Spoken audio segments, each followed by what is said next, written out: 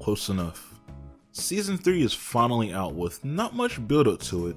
They told us the release date like 2 months ago and then gave us a trailer a couple of weeks ago, and now it's just here and out that quickly. It's just come out. Yeah. With this being the third season, I'm not sure what exactly I want from it. Seasons 1 and 2 are both setup seasons, getting us to know the entire cast, and now I guess season 3 would give us some funny, good episodes, maybe? I'm honestly not sure. I don't know what I want from this show, and I don't know, like, what this show wants to deliver to me still just yet. Close Enough is an adult animated sitcom created by the god, J.G. Quintel. It's a show about a couple, Josh and Emily, living their lives trying to figure out adulthood and parenthood with their daughter Candace, and divorced couple slash friends, Bridget and Alex. They all kind of live together, you know, like a fun little bunch of people, fun little sitcom. This show is about the situations and adventures they find themselves in, trying to live their lives and accomplish their goals one step at a time. Oh, and alongside their landlord Pearl and her son Randy. How does season 3 hold up? Is it good? Did I laugh more than I did during season 2? Well, I guess I'm about to tell you guys. Season 3 as a whole feels very similar to what season 2 gave us. A lot of episodes dedicated to certain characters, and you, the audience, getting to see their past and understand why they act the way that they do now. At this point, I feel like Josh and Emily are more reactionary characters because besides from the point where they met, their past hasn't really been explored that much, and it also seems like the crew has a few favorites each season, this season being Alex and Candace. Candace episodes are surprisingly some of the funniest to me. Last season, Sauceface was up there with the best episodes of that season. So this time around they give us 2 Candace episodes with Candace Revolution and The Weird Kid, both really good deep dives into how a child's mind thinks and processes certain things. We did get 2 episodes in Josh's workplace though, being Summer Job and Robots with Benefits, both being someone new coming into their workplace. One, they try and make look really good, and you know, the other, they try to kill so they can keep their job. If I had to explain what this season does differently, I think it expands more of the setting to us. Less episodes takes place around the house than did in the previous seasons.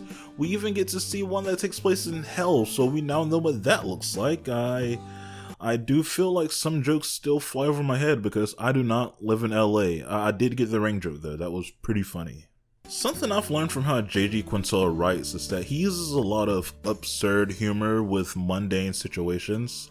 I thought originally that it was just a regular show quirk, but now after 3 seasons of Close Enough, I think the absurdist nature is just a part of his writing style. One huge example is the episode Bridget the Brain, where Bridget and her sister Olivia compete for their mom's love and end up taking these smart pills and having a Dragon Ball Z-like battle at the end. It's 100% a concept carried over from regular show where Mordecai and Rigby basically did the same thing with the Rigby juice or brain juice or whatever it was called, but I think making it more family oriented makes it work in this context. I would have thought that they would want to stray away from those comparisons to regular show, which is why I never bring it up and try to judge it on its own merit, but I don't think they're trying to stray away from it. I say that because we get a Halloween episode where all the characters stand around one another and tell spooky stories to each other, which is probably just a cartoon trope at this point, basically because, you know, The Simpsons did it and is very popular, and,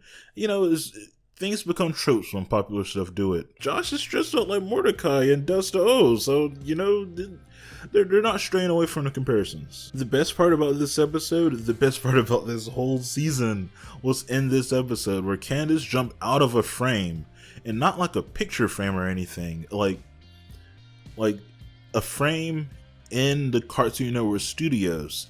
There was probably so many Easter eggs and little quirks that I don't get because I don't look at like the behind the scenes stuff, or I don't know each member or anything by name or what they look like.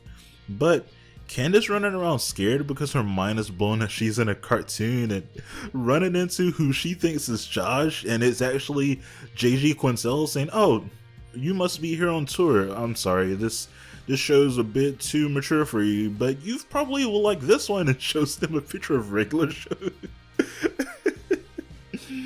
This whole segment to the Halloween special was amazingly hilarious and a good way of doing a fourth wall break in a show. Like take notes, Rick and Morty. This is a good way of doing a fourth wall break. I can't properly explain my admiration for Close Enough.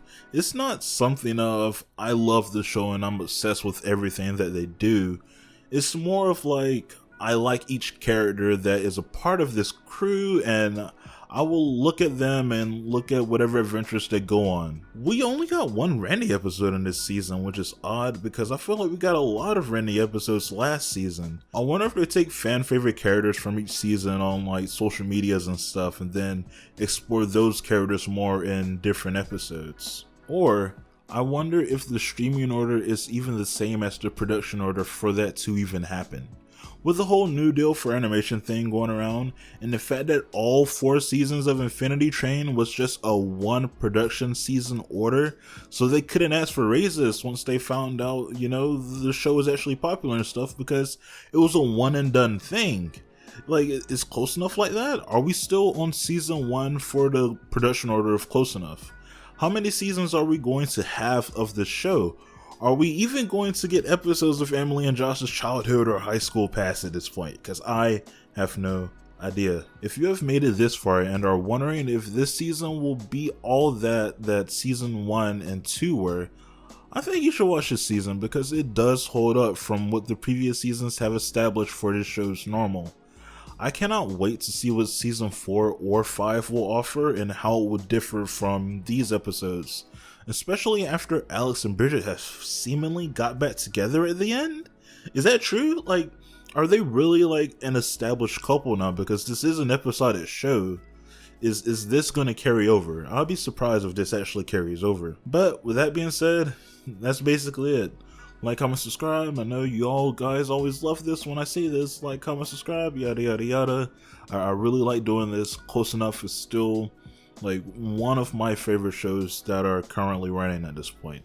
Up there, I think Inside Job is up there as well at this point. So yeah, those 2 shows, we'll look at anything that they do. But yeah, that's basically it. Goodbye.